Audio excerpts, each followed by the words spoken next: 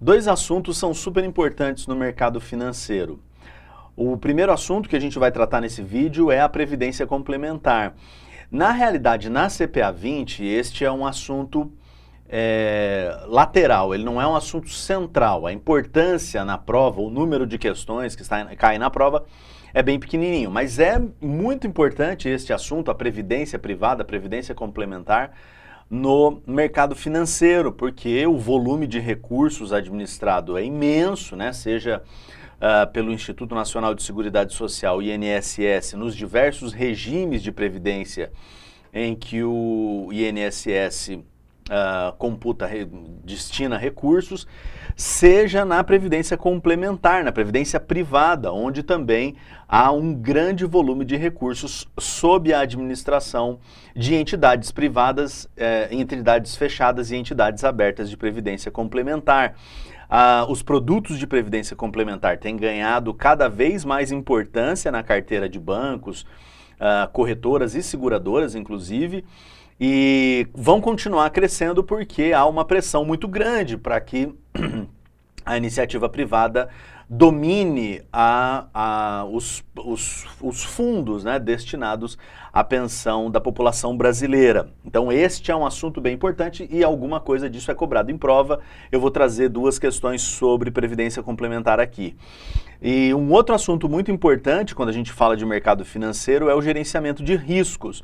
O gerenciamento de riscos significa interpretar as oscilações a que um ativo está submetido ou provavelmente estará submetido e perceber o quanto dessas oscilações, o quanto da volatilidade que aquele ativo possui, ou daquele conjunto de ativos, daquela carteira de ativos possui, o quanto daquela volatilidade precisa ser, digamos assim, compensada a partir de retornos maiores, né? Já vista que maior risco, eu exijo maior retorno, né? O risco é algo que é presente em todos, absolutamente todos os ativos, não há ativos sem risco e, portanto, precisa ser mensurados. Então, este sim é um assunto central da prova do CPA 20, do exame de certificação para o CPA 20, e a gente também vai colocar aqui algumas questões neste que é o último vídeo de uma primeira série, pelo menos, de simulados que nós estamos fazendo aqui sobre a CPA 20, então até vou te pedir para se inscrever aqui no canal, ativar o sininho das notificações para que todas as vezes que um outro vídeo seja publicado aqui pelo canal, você receba um aviso, né? Também vou te pedir para deixar uma curtida aqui nesse vídeo, se comentar aqui neste vídeo algo que tenha te chamado a atenção, isso nos ajuda sobremaneira. Também, eu vou deixar um cardzinho aqui em cima, há uma playlist com os demais simulados que foram feitos aqui nessa série, onde a gente fez uma prova completa da CPA 20 para você, explicando com bastante detalhes. Tudo bem? Então vamos lá, sem mais enrolação, a primeira questão, a aplicação, as primeiras duas questões, elas falam sobre o capítulo 6, que é um capítulo sobre a previdência complementar na prova da Anbima, tá? Então a aplicação de recursos em um PGBL pressupõe, o que é um PGBL? É o plano gerador de benefício livre, né? É uma previdência complementar que permite que as pessoas que a apliquem declarem aquela aplicação em previdência complementar na sua declaração do imposto de renda e podem, inclusive, reduzir a base sobre o qual incide o imposto de renda na sua declaração em até 12% da sua renda anual, na sua renda bruta anual tributável em até 12%, e com isso ou pagar menos imposto ou às vezes até ter uma restituição. E aí lá no futuro, quando elas forem se tornar beneficiárias dos rendimentos daqueles depósitos, daquele conjunto de aplicações em previdência complementar via PGBL, aí a pessoa vai pagar imposto de renda sobre o total, né? Haja vista que, num primeiro momento, ela foi isentada da sua renda destinada à previdência complementar e depois ela paga essa renda no futuro. Então há um benefício, né? O PGBL é um plano de previdência complementar destinado a pessoas que têm renda tributável, especialmente, né, mais caracteristicamente, trabalhadores com renda tributada na fonte, né? Trabalhadores lá no regime CLT, né? Pessoas que têm salários maiores aí de 7, 6, 5 mil reais e que têm uma grande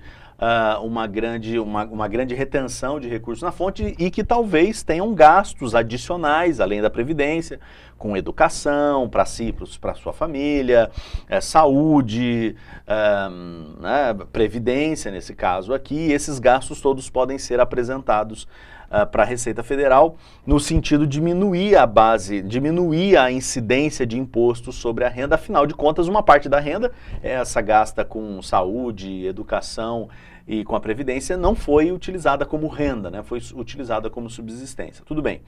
Então, a aplicação de recursos em PGBL, aí então você precisa saber as características de um PGBL, pressupõe despesas dedutíveis da renda declarada a PF para além dos 20%, fora as aplicações em PGBL. E é verdade isso aqui porque se a pessoa só tem o PGBL, e o PGBL permite deduzir até 12%, isso não vai fazer sentido, porque a Receita Federal já dá um desconto de 20% na renda das pessoas de maneira geral, porque ela sabe que as pessoas, de maneira geral, têm nas rendas que recebem a necessidade de gastos com gastos que seriam constitucionais, né? Esses que eu já acabei de dizer, educação, saúde, moradia, enfim, previdência, enfim, outras coisas.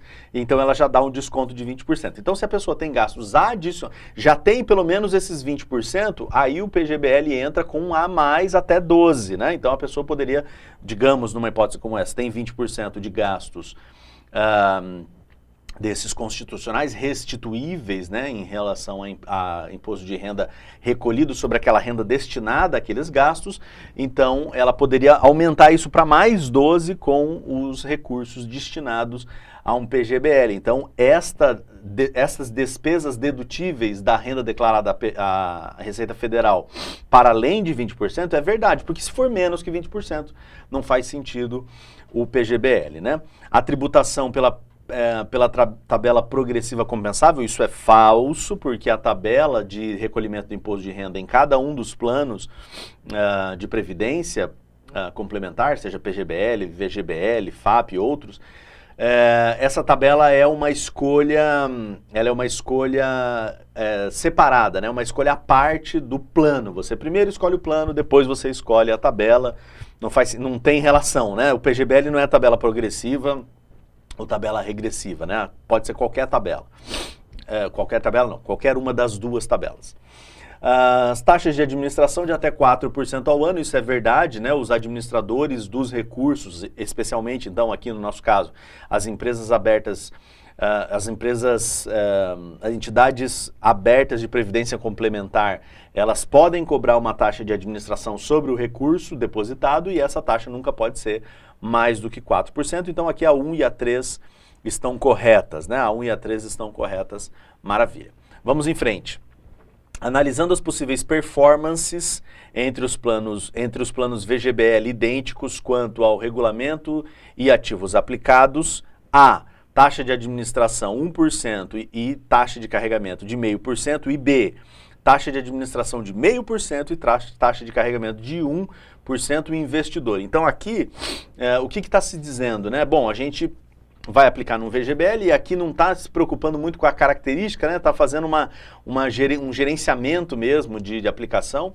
A característica do VGBL é que você não tem a possibilidade de deduzir a base tributável de imposto de renda a partir das aplicações em VGBL, isso não é possível. Então se destina a pessoas que não tenham renda tributável, por exemplo, quem recebe dividendos de empresas, né, profissionais liberais que eventualmente recebem lá da sua empresa, né, do seu escritório, os lucros correspondentes. Então isso não é uma base, não é uma renda tributável, ou pessoas que têm uma renda menor, né, que não precisam fazer declaração completa do imposto de renda, e essas pessoas é mais indicado, se quiserem fazer uma previdência complementar, fazer um VGBL. Então aqui eu tenho dois tipos, né, de plano. Um plano A, que tem uma taxa de administração maior e uma taxa de carregamento menor, e um plano B, que tem uma taxa de administração menor e uma taxa de carregamento maior. Então, o que é melhor? Ter uma taxa de administração maior ou uma taxa de carregamento menor, maior, se a gente for comparar uma das duas coisas? E aí a resposta é bastante simples, tá? A taxa de carregamento, ela pode incidir na aplicação, no resgate, ou em ambos, né? Ou híbrido lá, uma parte na aplicação, uma parte no resgate, pode não ter taxa de carregamento, né? Tudo bem, mas ela, de toda maneira, ela só vai incidir uma vez sobre o recurso, ou no início, ou no fim, ou na portabilidade, enfim, mas ela só vai incidir uma vez. Este é o ponto. Já a taxa de administração, ela vai incidir sobre o mesmo recurso durante vários anos, né? Então, se eu tenho lá uma taxa de carregamento de 1%, por exemplo, para um valor de R$100, eu vou depositar 100, vou aplicar R$100 no meu fundo de pensão. E aí, então, eu tenho uma taxa de carregamento de 1%, então, para o meu fundo só vai R$99, né? Já que 1% foi recolhido como taxa de carregamento. Tá bom.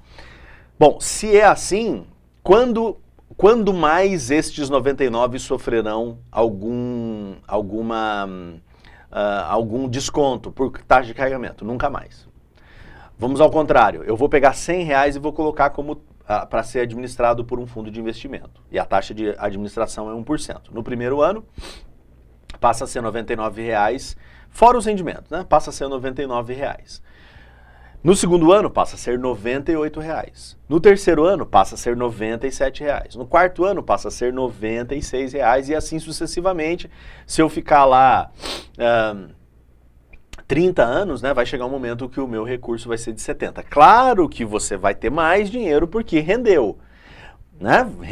Provavelmente, a administradora dos recursos, ela aplicou o capital em ativos de renda fixa, variável, enfim, que fizeram o capital crescer. Mas o valor nominal que tinha sido aplicado, ele sofreu a incidência de taxa de administração ano após ano, inclusive sobre o valor que rendeu, né? Eu estou fazendo só sobre o valor nominal para ficar muito mais fácil a justificativa, ficar mais fácil o entendimento da justificativa de que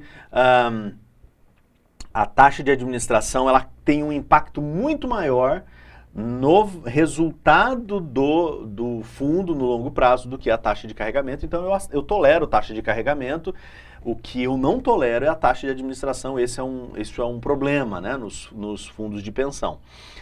E aí, claro que os bancos, quando vão isentar alguma taxa, eles isentam a taxa de carregamento porque gera uma receita menor, né? Então escolhe o B, que terá uma melhor performance, e ele tem uma melhor performance por quê? Porque a taxa de administração é menor e a taxa de carregamento é um pouquinho maior, mas aí tudo bem, tá?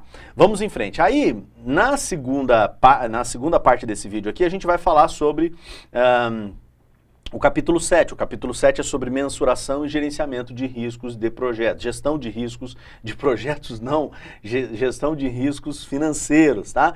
E aí, dentro da gestão de riscos financeiros, tem algumas perguntas que são relacionadas à estatística aplicada. Na realidade, não é estatística, né? É só fundamentos, assim, noções bastante básicas de como é que funciona o comportamento na análise, né? Na avaliação de uma amostra ali de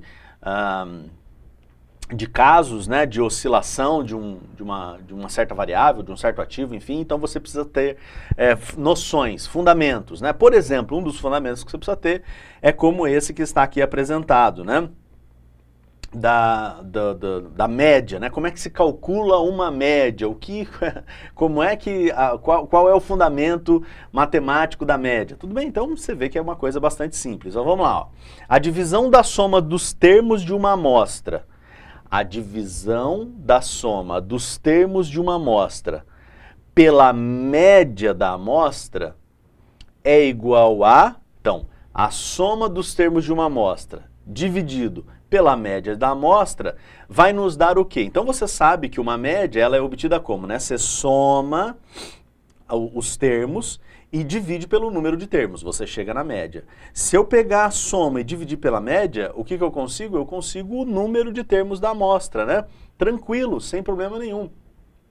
Eu tenho a soma, média. Se eu pegar a soma e dividir pelo número de termos, eu tenho a média. Se eu pegar a soma e dividir pela média, eu tenho um número de termos, né? Bastante tranquilo. Se eu pegar a média e multiplicar pelo número de termos, eu tenho a soma e assim sucessivamente. Então aqui é uma maneira diferente de perguntar sobre o assunto média, que é um assunto de prova. 61. Um coeficiente de determinação de 0,3 de x para y significa o quê? Então o coeficiente de determinação é o r ao quadrado, né? Ele é o quanto da variável que está em x, que é a variável independente, que é a variável que se movimenta aleatoriamente. O quanto que x, quando se movimenta, modifica o valor de y também. Y se movimenta, mas ele não se movimenta aleatoriamente, ele se movimenta em função de x. Então, se x muda tanto, se x para y tem um r ao quadrado de 0,30 aqui, ou 0,3 aqui, ou 30%, significa que 30% da oscilação de y é provocada pela oscilação de x. Né? Nesse caso aqui é até positivo, x aumenta, e aí provavelmente o que x aumentar vai aumentar proporcionalmente 30% y, porque há um coeficiente de determinação entre eles, há uma correlação, e essa correlação é causal ainda, né? Ela não é só uma associação. A associação é a correlação, mas ainda tem uma relação causal. X impacta Y, e nesse caso aqui impacta Y em até 30%, né? Então, dessas aqui, 30% da variação de Y é explicada pela variação de X, então é a nossa terceira alternativa, né? Então a gente está falando de coeficiente de determinação, modelos estocásticos, né? Você faz lá a equação da regressão que pode ser aqui linear, e a equação da regressão vai ter um coeficiente de determinação, vai ter uma significância daquela interveniência, né, entre x e y, e essa significância, essa mensuração da interveniência é dada pelo r ao quadrado. Isso é um assunto que a gente trata com mais detalhes lá no curso preparatório para CPA 20, que eu te convido a acessar. E aqui a gente só está explicando como é que se interpreta, né? A determinação, o coeficiente de determinação de 0,3 de x para y é uma mensuração de quanto que a variação em x modifica y. Tudo bem? Vamos em frente. Liquidez. Acho que é a última questão aqui, embora na CPA 20 sejam 60 questões, por questões aqui de irem ajustando, aqui, fazendo um ajuste aqui do simulado, colocando mais questões, acabei trazendo 62 questões ao longo do tempo, tá? Então a liquidez do mercado secundário de um certo ativo tem impacto no preço, mas não no número de negócios do ativo no mercado primário. Peraí.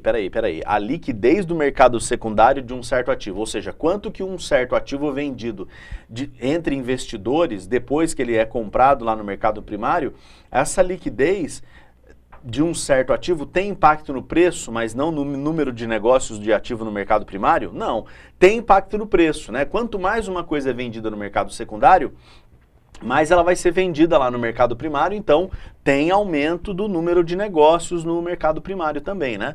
Eu podia até dizer assim para você, ó, só para ficar claro, isso é um exemplo claro, né? A gente vai explorar isso com mais detalhes lá no curso, mas só para você não ficar na mão aqui. Uma negociação no mercado primário, pegue uma negociação sei lá, de um prédio, né? O prédio está em construção, e aí saiu a primeira torre, e aí as pessoas foram lá e compraram da construtora a primeira torre. Tem 2 torres para serem construídas, saiu a primeira torre. Essa compra da construtora da primeira torre é o mercado primário.